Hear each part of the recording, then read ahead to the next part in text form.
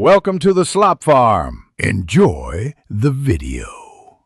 You start by creating the token inside your Huggingface account. Do that now. Select Settings, then Access Tokens, name the token, and choose scopes that match your use case so you avoid overpermissioning. Once done, copy the token immediately and put it into a secure store like a password manager or an environment variable. This prevents accidental leaks. Make sure you do not paste the token into shared code or logs, because tokens are bearer credentials and grant direct access. Now configure your runtime so your code reads the token securely. On Mac OS or Linux, export HF token equals your token in your shell profile. On Windows, set XHF token your token and reopen the terminal. Once done, modify code to reference OS.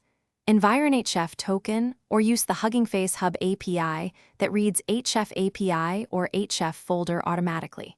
For continuous integration, add HF token as a secret in your pipeline, so finish by authenticating in your application using the official client. In Python, call from Huggingface Hub import login, then login token equals OS. Environ HF token. This ensures session-level auth and token caching. Once authenticated, perform the required upload or download actions, and make sure to rotate tokens regularly and revoke any unused ones in settings to limit blast radius.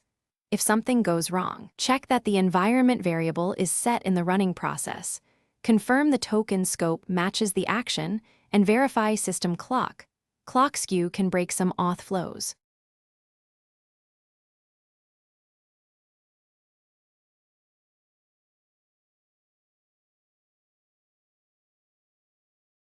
Thanks for watching.